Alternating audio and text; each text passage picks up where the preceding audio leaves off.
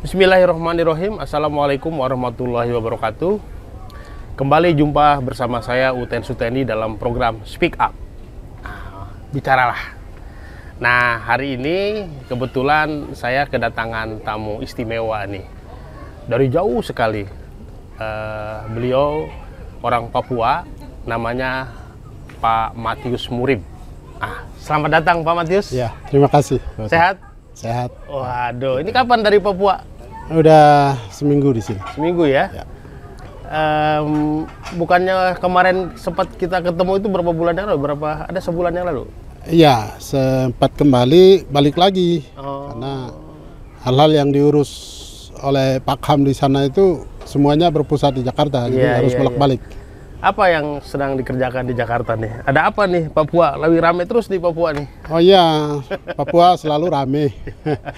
Yang paling menonjol sekarang di Papua itu ada orang asing, pilot Philip Martens, dia warga Selandia Baru di Sandra. 7 Februari lalu hingga hari ini hampir 2 bulan. Kasihan ada di hutan Duga di itu sana. Yang ramai itu ya? Ya. Media ya. Semua upaya dilakukan tapi faktanya sampai sekarang belum bebas juga. Nah, kemarin ke Jakarta ketemu siapa saja dalam rangka itu?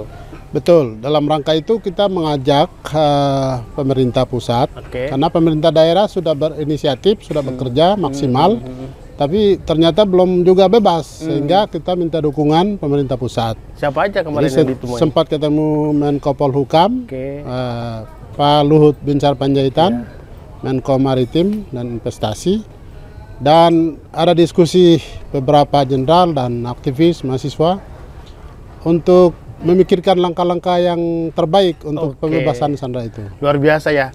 Nah, itu pemirsa, salah satu misi Pak Matius yang ada di Jakarta sekarang, itu salah satunya dari sekian banyak agenda Papua ya. Itu diantaranya untuk bernegosiasi dengan pemerintah bagaimana membebaskan Sandra di hutan sana ya. Betul. Yang Sandra, kalau nggak salah yang korban penembakan pesawat itu ya. Betul. Jadi pesawat siapa itu yang? Ya, pesawat Susi Air. Susi Air itu ya. Itu bersamaan. Jadi Pak Matius Murib ini seorang tokoh ya, tokoh di Papua, tokoh hak asasi manusia. Beliau Ketua Umum Pak Ham Papua. Jadi Pak Ham Papua itu perhimpunan advokasi kebijakan hak asasi manusia. Nah, saya ini punya pengalaman yang luar biasa sama beliau. Ketika saya berada di Papua, kurang lebih hampir 2 minggu ya di sana. Yang menarik itu saya ditempatkan di sebuah komplek pendeta di gereja, di sebuah ruangan. Di sana ada gambar Yesus, Bunda Maryam, salib. Di situ saya selama 2 minggu tidur. Nah, saya menikmati di sana sholat malam, sholat 5 waktu. Terus juga diajak sama beliau ini keliling ke gereja-gereja. Waduh, asik itu. Ketemu para pendeta di sana. Buat saya itu pengalaman spiritual yang menarik. Dan itu bagian dari bagaimana saya juga bisa beradaptasi dengan warga Papua yang mayoritas Kristiani. Ya.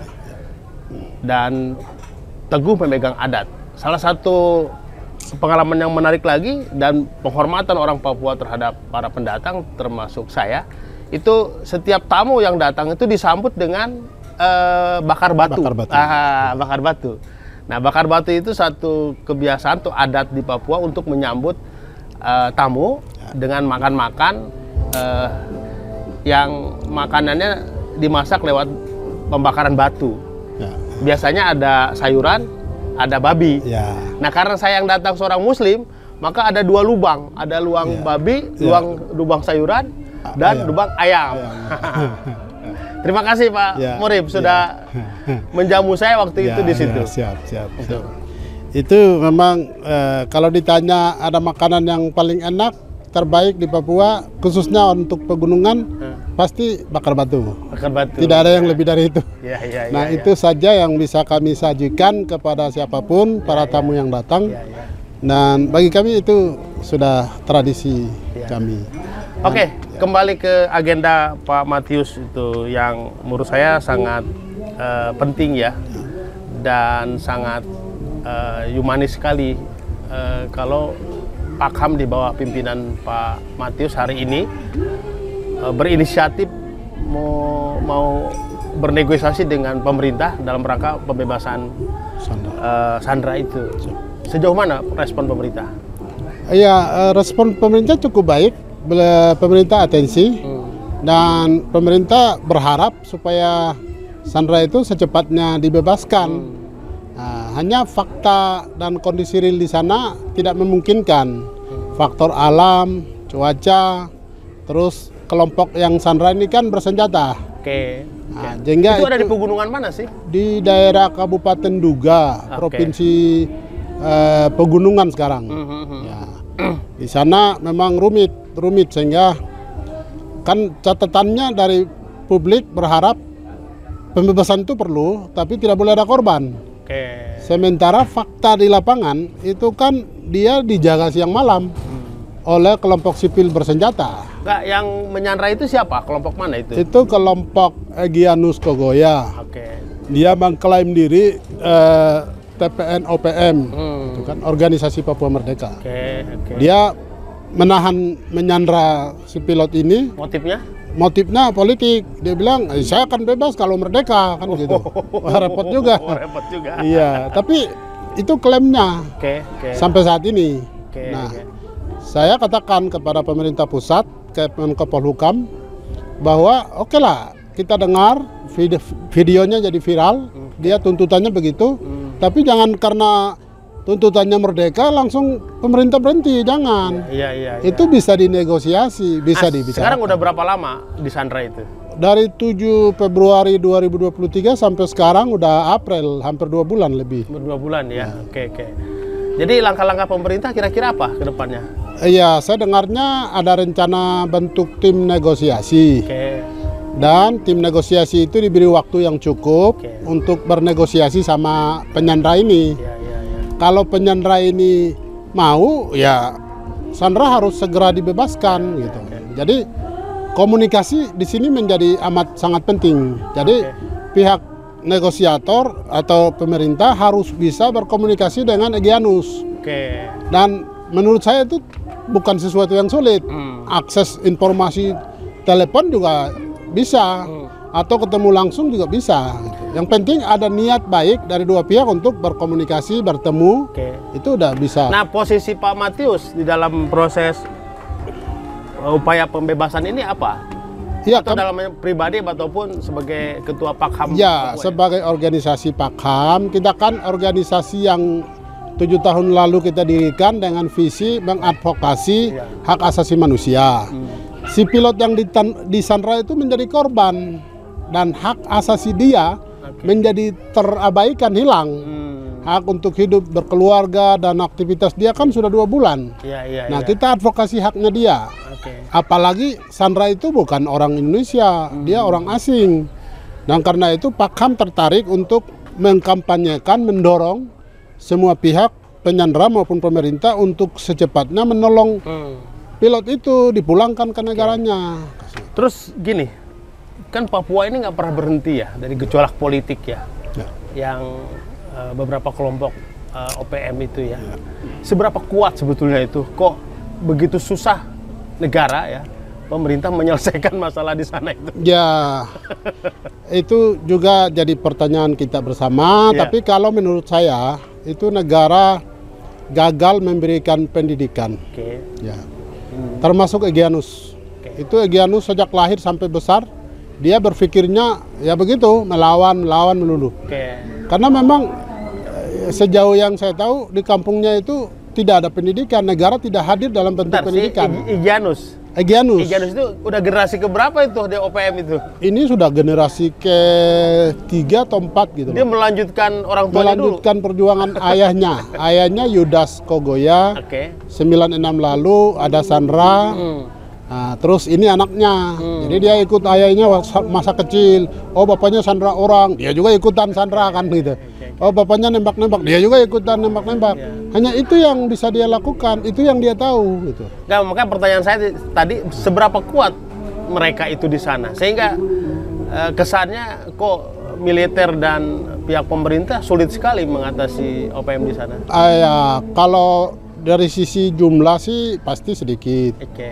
Ya, untuk yang area Dugama itu. Oke. Nah, tapi dari sisi kuatnya ideologi radikalisme berjuang untuk merdeka itu, saya kira makin kencang karena yang dibahas itu siang malam itu doang. Soal kemerdekaan. Ya, Tuntutan mereka itu kemerdekaan. ya itu yang saya katakan awal tadi. Negara gagal memberikan pendidikan yang benar Oke. untuk karakter anak bangsa yang ada di sana. Nggak, gagalnya di mana kira-kira? Seperti apa? Negara tidak hadir dalam bentuk pendidikan itu salah satu aja. Oke. Kan kalau ada pendidikan kan ada pelajaran, ada pembentukan karakter, sikap, pengetahuan.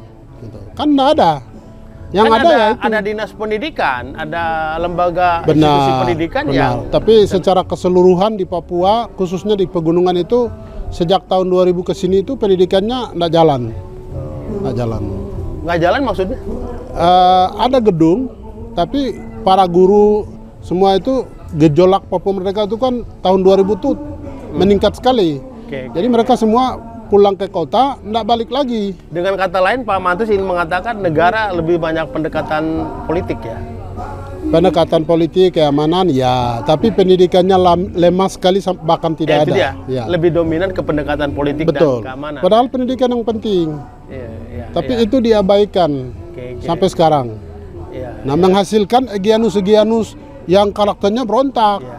Nah, Kan kalau dibandingkan dengan daerah lain ya, di Pulau Jawa atau di Sumatera, kan penduduk Papua itu berapa sih? Kecil sekali kan? Oh, iya. Dibandingkan dengan luas areanya itu. betul. Artinya masa iya sih kekuatan kita nggak bisa mengatasi? Iya. Itu jadi juga pertanyaan kita. Oke. Jadi sementara jujur saja fakta menunjukkan bahwa Indonesia Timur itu makin gelap, Indonesia Barat itu makin terang.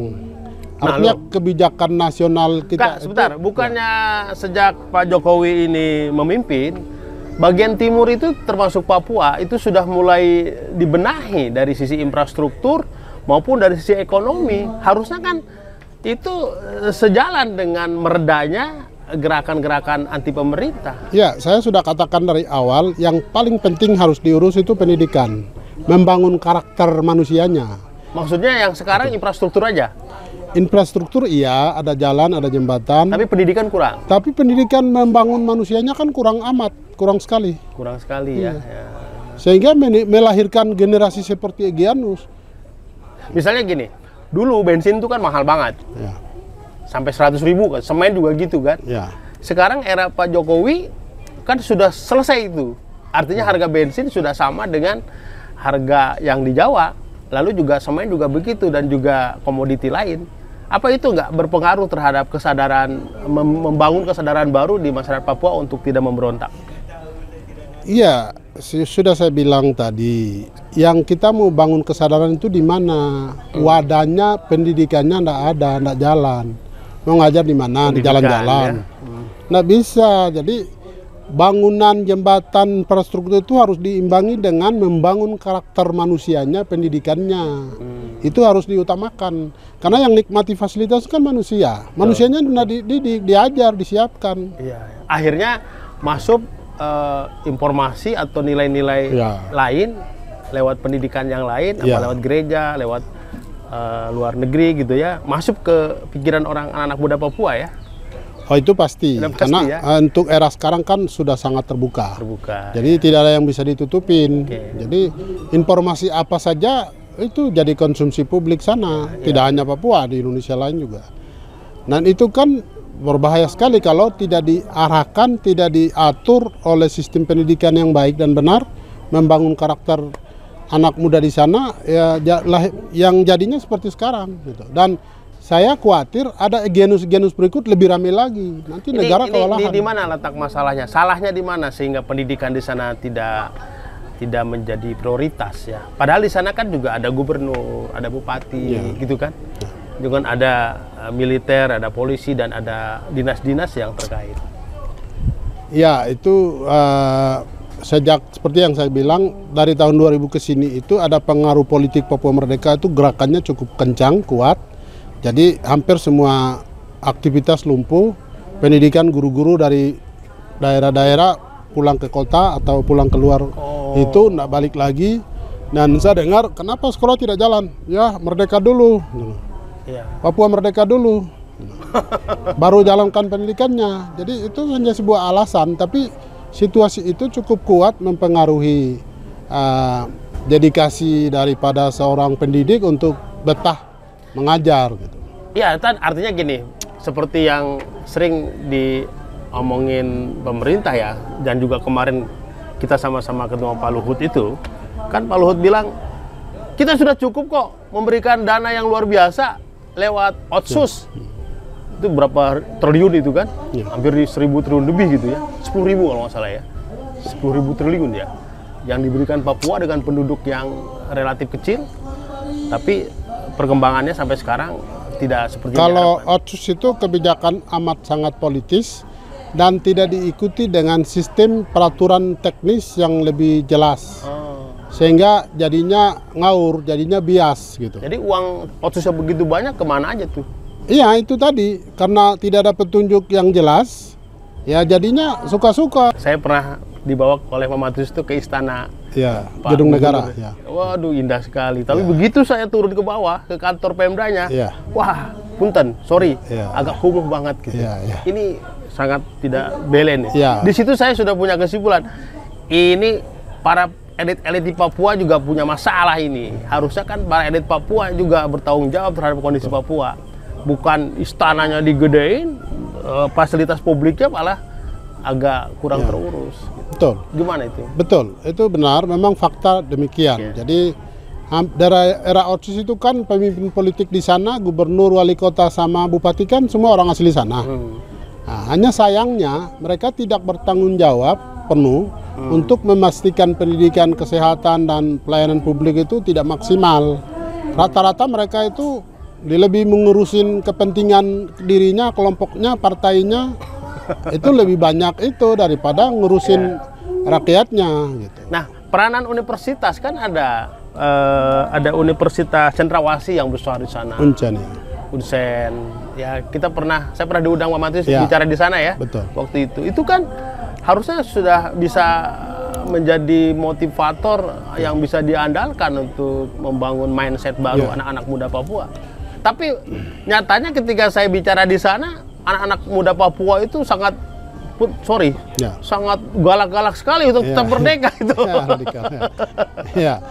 Memang pendidikan itu memegang peranan paling penting untuk Papua masa depan. Dan Uncen salah satu universitas tua dan terbesar di Papua.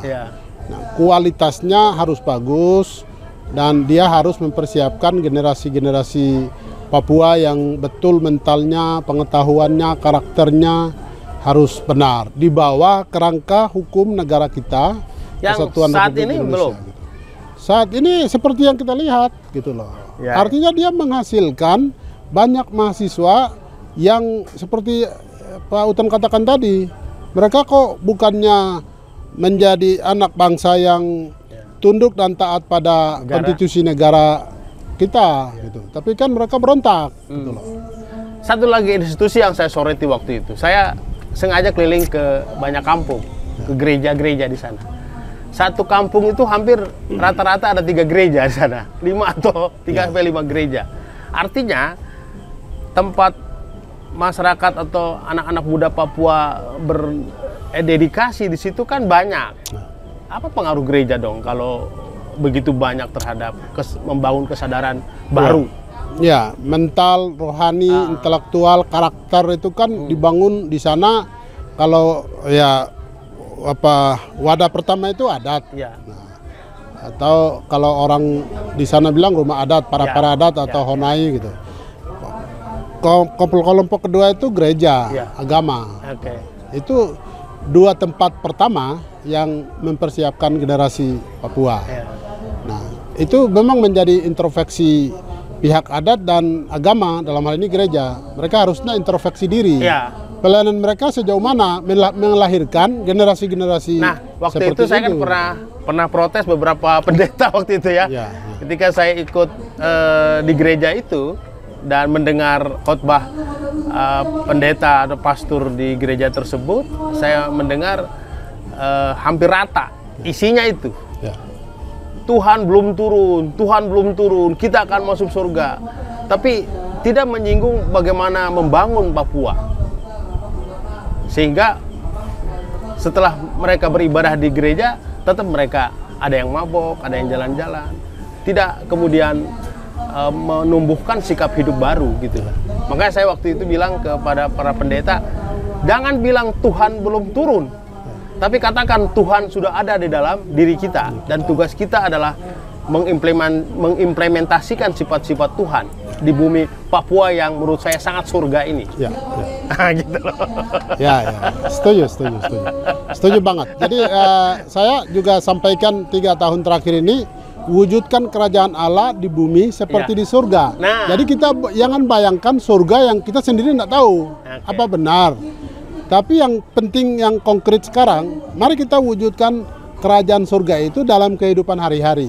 Dan menurut saya hubungan. Papua sudah surga secara alami. Oh, iya. Coba Pak Matius bayangkan, saya sebentar di sana sudah merasakan surga itu. Ya. Tanahnya subur, lautnya tenang, bersih, danaunya bagus gitu loh. Dan berbukit-bukit, tidak beda dengan wilayah di Pasundan. Ya. Sangat subur sekali, apa saya jadi di sana. Betul. Nah, mestinya ini kan surga yang harus kita rawat. Rawat. Ya. Gitu. Bukan kemudian berharap surga yang belum ada. Belum ada. Yang ya. ada dirawat. Iya, gitu. iya. Ini anugerah Iya, Tuhan iya, yang sangat luar biasa mestinya. Iya. Jaga kedamaian di kampung, di Papua, di Indonesia itu kan kerinduan kita bersama. Iya, iya. Jaga damai, Oke. jaga harmoni, Ya. hubungan dengan Tuhan, hubungan dengan sesama. Ya. Nah, itu kita butuh, siapapun kita butuh hidup damai, hidup rukun. Hanya sayangnya ada pihak-pihak yang mau berlebihan kepentingannya. Atau memang Itu ada menimbulkan keresahan. pihak lain atau pihak luar yang sengaja menghendaki Papua itu tetap seperti ini. Oh iya, itu yang saya bilang tadi. Jadi ada kepentingan-kepentingan sendiri, pihak-pihak luar yang ikut memperkeruh suasana di sana. Sesungguhnya Papua itu seperti yang Anda bilang, kehidupannya indah, damai gitu. Dan bukan Dari hanya dulu. itu, bukan hanya alam Pak Matius. Saya lihat Papua itu sangat kaya dengan sumber daya alam. Ya. Hanya dibuktikan satu titik saja dengan Freeport itu bisa memperkaya negara lain. Oh iya. Begini, saya punya teori, di mana ada adat yang kuat, maka di situ ada kekayaan alam yang luar biasa. Nah, hampir seluruh daratan Papua itu dihuni oleh kaum adat. Berarti ada kekayaan yang luar biasa di bawah Papua itu. Dan sudah diketahui, baru Freeport saja dunia sudah kaya dengan Sudah Freeport. kaya, ya. Tapi masyarakat Papuanya tetap miskin. Ya, Gimana itu menurut Anda itu? Jadi memang Papua itu sudah diyakini ada raksasa yang sedang tidur gitu. Oke. Kalau dibangunkan pelan-pelan aman, kalau dipaksa bangun bahaya gitu. Oke. Dia berdampak. Oke. Jadi harus pelan-pelan. memang kekayaan Papua itu luar biasa melimpah. Oke. Gunungnya, kalinya, Ya. lautnya, hutannya itu sudah mengandung kekayaan yang luar biasa. Itu yang disebut surga kecil turun ke bumi. Dan itu yang membuat Pak Matius sampai hari ini terus-terusan berjuang karena mencintai Papua itu. Oh iya, ya. Oke. Saya memang terpanggil dari awal untuk menyebarkan kedamaian, kesejukan, penghormatan terhadap hak asasi manusia. Sehingga ya saya aktivis 98, Ya, reformasi saya lihat sampai sekarang membaca gitu, masih aktif. perjalanan hidup Pak Matius ini nggak ada lelahnya ya. Oh iya, harus semangat berjuang. Dengan berbagai cobaan dan terakhir saya dengar miris sekali saya mendengarnya Pak Matius sempat dikerjain orang atau apalah bentuknya kemudian merasakan hidup terpencil itu. Ya, siap. Jadi memang dari awal saya tahu kerja HAM itu ada resiko. Oke. Dan saya tahu itu dari awal. Dan almarhum Cak Munir, ya pendiri Kontras itu sudah beritahu. Dan saya tahu, jadi resikonya pasti ada karena bekerja HAM itu kan sentuhan dengan banyak kepentingan. Gitu. Dan harus ada harga yang harus dibayar. Dan apa yang Pak Matius cari dengan semua gerak-gerik perjuangan yang tanpa lelah itu? Saya hanya rindu supaya kehidupan dunia ini damai, aman, menghormati antara sesama umat manusia yang adalah ciptaan Allah. Nggak boleh dibunuh, dibantai, dilakukan kekejaman yang melampaui batas kemanusiaan. Itu aja. Sekarang belum menemukan kedamaian itu? Ya syukur ada kesadaran di banyak pihak tentang pentingnya hak asasi manusia itu mulai muncul. Oke, terakhir. Sampai kapan Pak Matius mau terus melakukan perjalanan yang panjang, melelahkan ini? Sampai saya melihat kehidupan di dunia ini seperti di surga. Wujudkan kehidupan yang sejuk dan damai. Amin, amin, amin, amin. Baik, Pak Matius, ini buat saya obrolan yang menarik. Mudah-mudahan memberikan inspirasi kepada banyak orang, terutama kaum muda Papua, kembali bangkit karena Anda ada di surga di sana. Amin. Baik pemirsa, begitulah obrolan ringan dan menarik dengan Pak Matius Murib, seorang tokoh perjuangan hak asasi manusia yang juga Ketua Pakham Papua yang sejak muda, sejak mahasiswa ya, sampai hari ini tidak pernah berhenti berjuang untuk membangun kedamaian, keharmonisan di tanah Papua. Dan dia ingin mengembalikan Papua seperti surga, dan memang dia surga, tinggal dipelihara dan kemudian dirawat agar semua rakyat Papua, terutama anak-anak muda Papua bisa menikmatinya. Terima kasih. Assalamualaikum warahmatullahi wabarakatuh. Ya.